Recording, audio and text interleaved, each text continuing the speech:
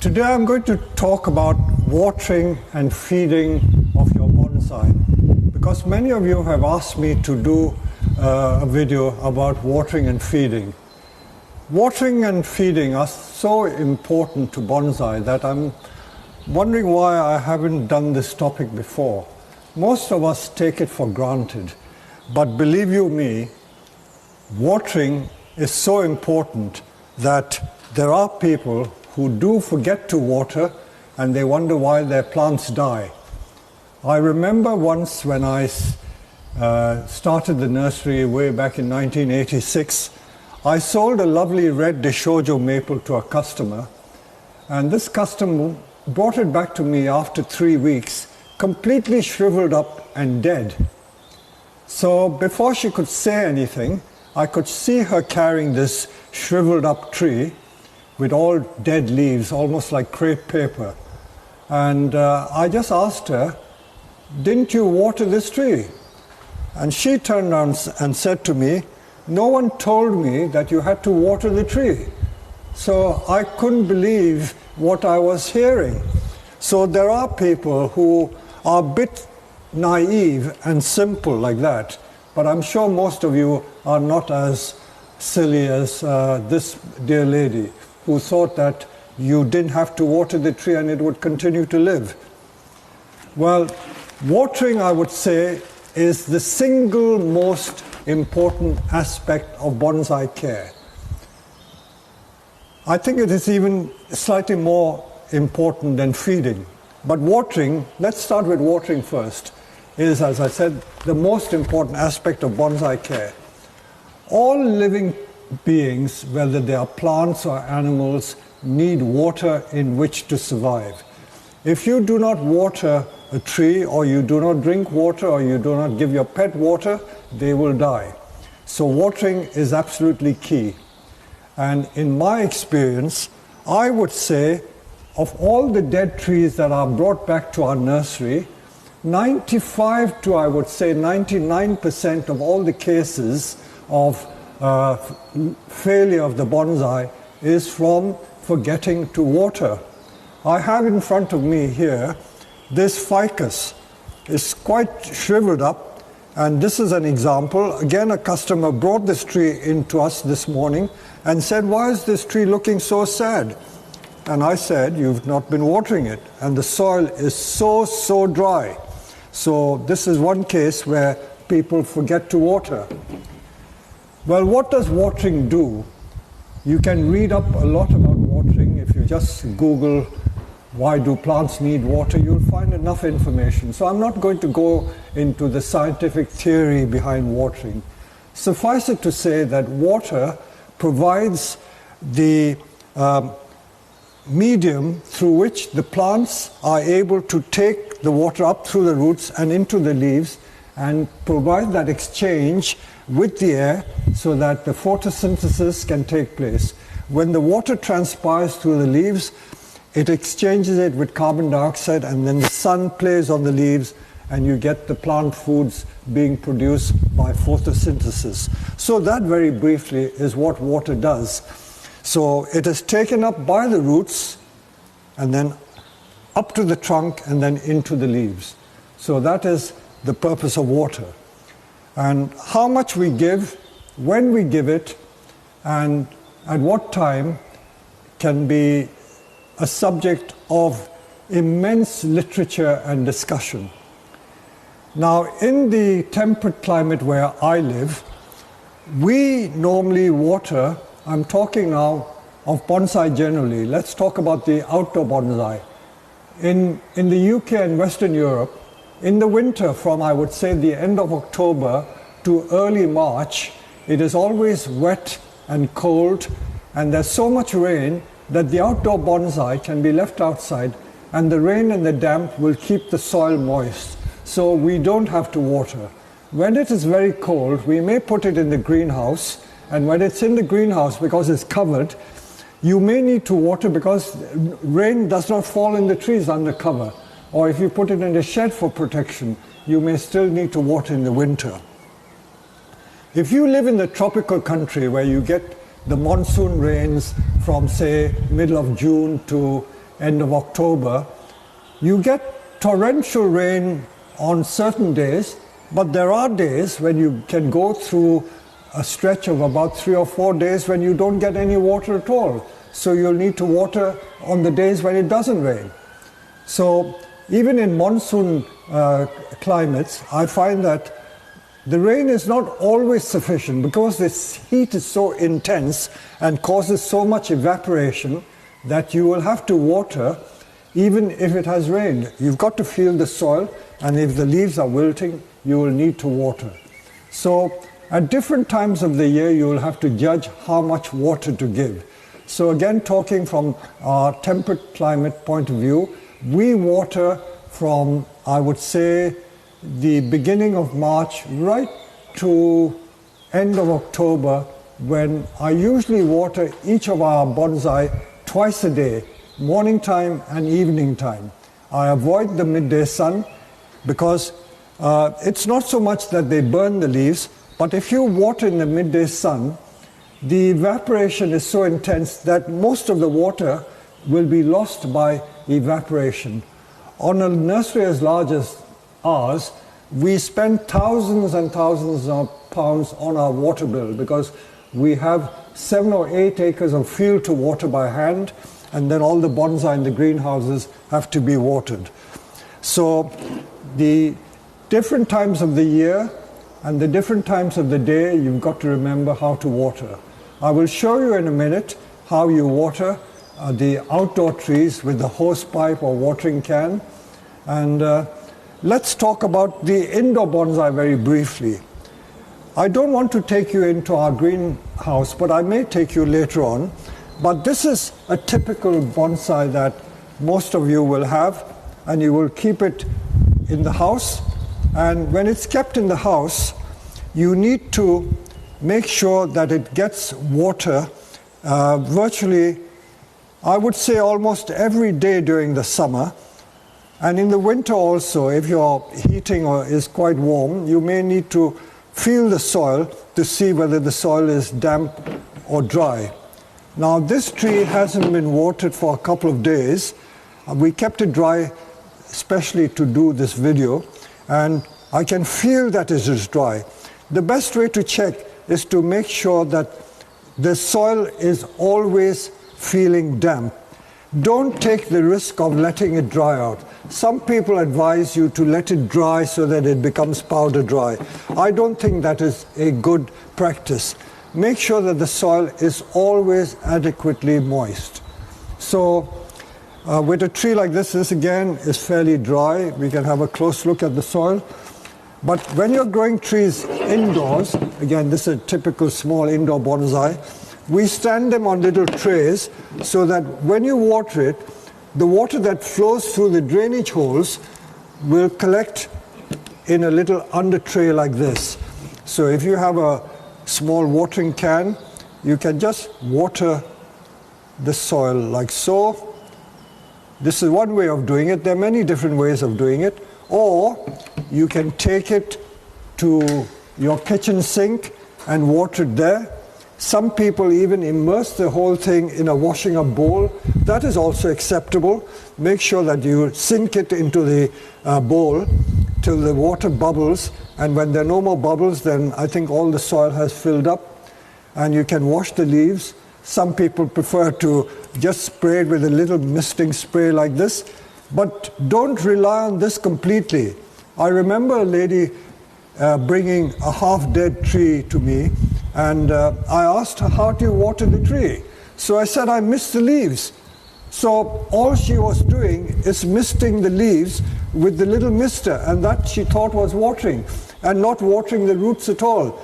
I think misting is only secondary. It's to keep the thing looking fresh and turgid, but the main watering should be done into the soil there.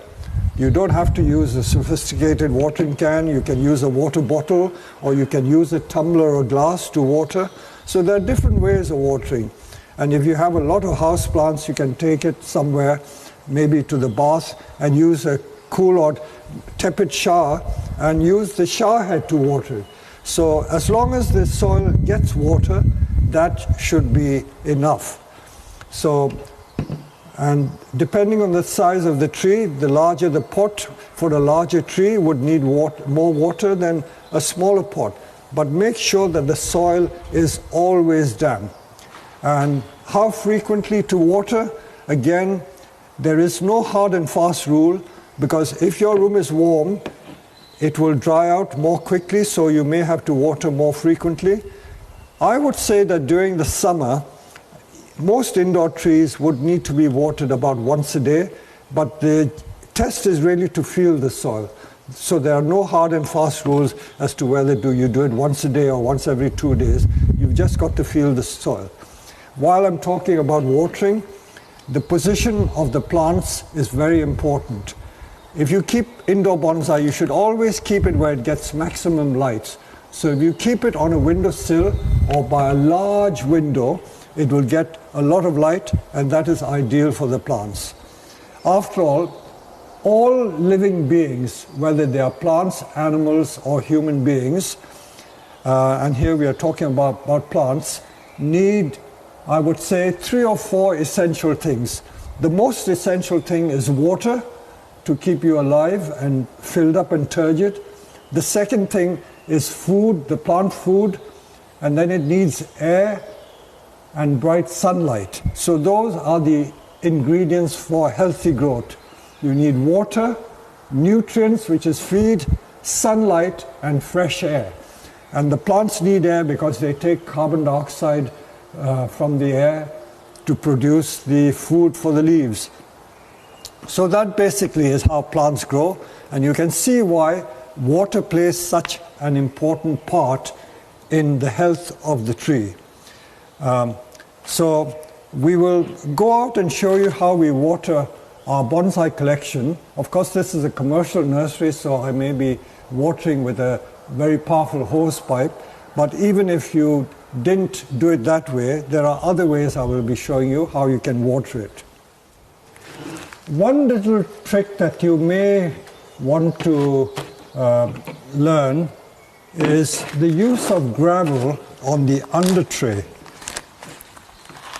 This is just ordinary quartz gravel, and it serves 2 purposes. It makes the under tray look nice, but it also helps to keep the water in the tray longer, so it doesn't evaporate so fast. So it provides some humidity. So if you put some gravel on the tray, so that when you've watered, the water will stand in that pebble, and then it can give some moisture from below. But you will have to wash the gravel from time to time, because after 1 or 2 weeks it starts getting slimy and green, so it may not look so nice, but at least it serves its purpose. So the use of gravel has some function, but I would say it's more decorative than anything else. But if you wish to do it for your indoor plants, it's a nice thing to do. If you don't, then the water just collects in the tray like so. See how useful that tray is. You see, it's collected all the water that has come through the pot. And as you know, all plants have to be well drained. You cannot stand a plant in water permanently, and hence bonsai pots always have large drainage holes. Even a small pot like this has 2 holes here. Some people ask me, can you overwater a tree?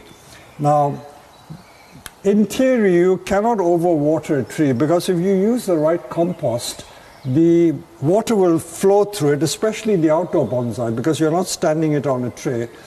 Any excess water will in fact drain through the pot. Sometimes if you live in a very wet climate, like in the monsoons, and if it's rained too much, if you stand the tree on edge, the water will come through like this. So that's another tip I can pass on. So much for the use of gravel for the under tray. What do you do when you go on holiday? I said at the start of this video that more than 90% of trees that die from forgetting to water.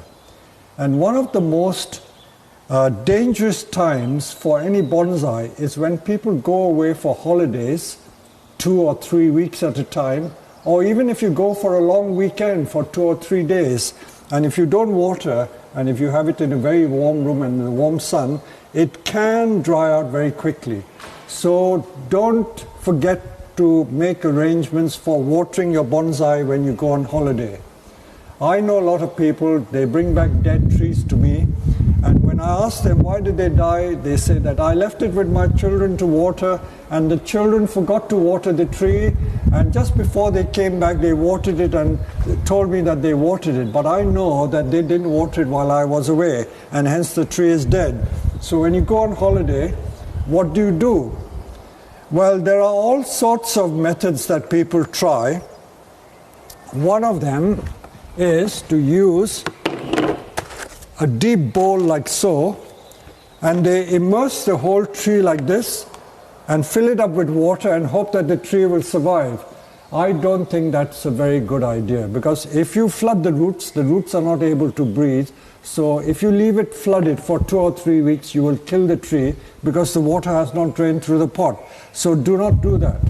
I think the best thing to do is to leave your trees with a very reliable person, a neighbor or friend who understands watering. Show them how to water it so that they learn how to water while you're away. And this applies to both indoor and outdoor trees.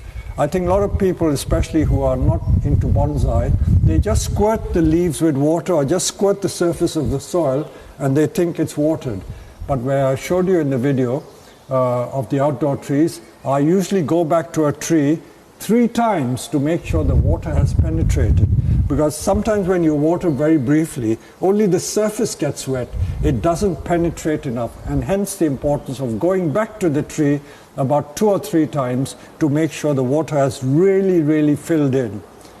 Another device which I have found on the market is this little wick watering system.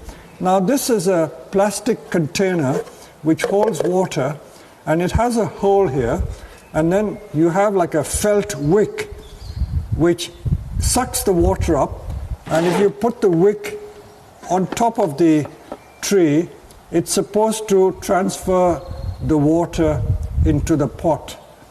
It may work, but I think you have to keep a very close eye on it and make sure it's really doing the job, or even immerse the wick into the root ball, bury the wick into the root ball. But somehow, although we do sell it because customers ask for it, I don't think it is the substitute for proper watering, doing it manually with a can or with a hose pipe. So although these are sold and we do sell it, I think I would sell it with a word of caution that do be careful. They are not the most efficient form of watering. There's no substitute for doing proper watering with a can or a hose pipe. So there you go. So much for watering and the holiday care. When we water our outdoor trees, you can do it using a hose pipe or a watering can or so many other devices you can use. Watering can is useful if you just have a few plants. You can water the trees like this. Just water the soil and water the foliage. I know that these are very large bonsai, but if you have small trees, what we do is you can start by watering the soil and then also water the leaves to wash any dust off. The secret of watering is to make sure that the soil gets completely soaked. So it's not enough to just do like 10 seconds of the water. What I normally do is I water it for about 10 seconds, count to 10 like this, and then after about 1 or 2 minutes, go away and water something else, and come back and do it another 10 seconds, go away, and come back again. I normally do the trees 3 times for 10 seconds. So if a tree is bigger, you may need to do it for longer, but the secret is to make sure you really soak the root ball, otherwise it will not get enough water. And as for the time of watering, there are many theories about what is the best time to water, but in my view I think the best time is in the morning before the sun gets too hot, and in the early evening. So if you are going out to work, it would be ideal to do it before you go out to work, and then do it again in the evening. This applies to summer. I'll talk to you more about different times of the year, what watering regime you need, and that was with the watering can. I'll show you some other tricks that I do when I do watering. So I will show you how I do it with our hose pipe. On our nursery, I use the hose pipe, but I just put the finger on the hose pipe and I get a very fine jet of water like this. I'm not sure if any of you do this, but this is my favorite method of watering. Just using the hose pipe like this to make a fine mist or a spray. So again, I water the tree for about 10 seconds, then go to another tree, and then come back after about 1 or 2 minutes, do it again for 10 seconds, go away and do it 3 times. So this is using the hose pipe, just putting your finger onto it. There are other ways as well. You can also use some of these commercial roses like this. It produces a very fine spray of water, and this is also good, but I still prefer my thumb over the hose pipe because I can adjust the jet of the water using that. By using this thumb, I can adjust the jet however far I want. You see, using the end of my finger, I can make it go about 20 feet. Of course, the water pressure on our nursery is quite high. It's almost like a fireman's fire hydrant. And then if I want to, I can just go to about 2 feet. So the thumb is so versatile in adjusting the distance you can water. This is a very expensive Japanese brass hose that I bought from Japan. You can see how fine the holes are. It really produces a very fine, almost mist-like water. If you have a few trees and small trees, this would be okay, but there are no hard and fast rules. You can either use a watering can or a hose pipe with a rose at the end. But the main thing is to make sure that the trees get plenty of water. So you water the leaves and you water the soil. Watering the leaves helps to wash the dust off each day. It also helps to keep the leaves turgid. But the main thing is to provide the pot and the soil with water. And the timing I did tell you, the best time is morning and evening. There's quite a lot of different thoughts about watering in the midday sun. Many people believe that if you water in the midday sun, the hot sun can cause scorching because the water droplets act as a magnifying glass and can scorch the leaves. That is only a theory that some people have put forward. I personally don't believe that that happens because we water also sometimes in the midday sun, and it doesn't tend to scorch the leaves. Most of the scorching of leaves occurs when you forget to water and the leaves have become so dry that the ends get burnt. So with the large nursery like this, we start watering in the morning and water continuously from 9 till 6 on a hot summer's day. So although I said that you can water throughout the day, the main thing is to make sure that the trees get watered. And I know that it's not ideal to do it right in the middle of the day, but as you can see, we have a huge nursery with about 20 or more thousand plants, so we have to be watering throughout the day so that we manage to get all the trees covered. We now move on to feeding the trees. Now, feeding the trees is about providing nutrients for the plants. And all plants need food, like human beings need food and nutrients. Plants also need food. If we look at any fertilizer packet, you will see, we will show you some of our commercial fertilizers. They all have a label which says what the composition of the feed is. And usually there are the three letters NPK. N stands for nitrogen, P stands for phosphorus, and K stands for the potassium. So the NPK is about the constituents of the plant food. So these are commercial fertilizers that we use. There are all sorts of proprietary brands. I won't mention the names because I don't want to do advertising for different firms. The Japanese produce their own bonsai fertilizer, and they're very good. And you can use virtually any fertilizer. So I'm not fussy about that. Now, a few words about feeding. The fertilizer you can get either in liquid form, which is sold in a bottle, concentrated, so you have to dilute this, or you can use solid fertilizer. If you use the solid granular fertilizer, for an indoor plant as small as this, you can just put a few grains, maybe about 20 little grains like this, and that will be enough to last you at least 2 months. But we prefer not to use the solid fertilizer for indoor trees because it always is messy, and when it gets wet, mold starts forming on it, so it looks unsightly. But I personally believe that the solid fertilizer is better value and it has more nutrients.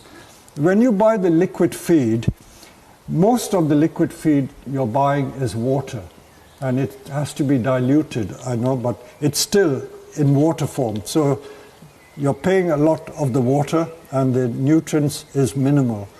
But when you use this, you still have to dilute it. So the dilution, this cap here has a little measuring device, and you measure like 1 capful to about 300 milliliters or so. So they usually give instructions as to what to do.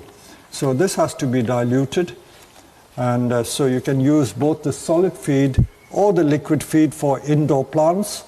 But the outdoor trees, I do not recommend the liquid feed because it's very wasteful. It's a very expensive way of feeding. It's much better to use the solid fertilizer. So we will show you how we will feed the outdoor trees. Your bonsai only need to be fed during the growing season.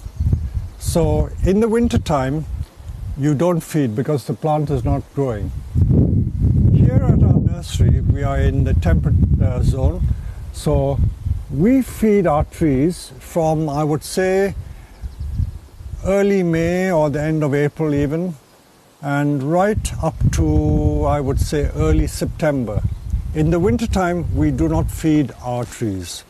So we do not feed the trees because they are not growing. So you only feed it when it's growing. So the nutrients is to supply the tree with nutrients to feed the entire structure, that the leaves produces the carbohydrates through photosynthesis, and it goes into the branches and the trunk.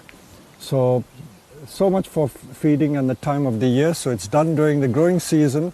The conifers, because they are evergreen, you can feed them a bit earlier. You can start feeding from, say, very early spring in March and continue maybe right up to early October.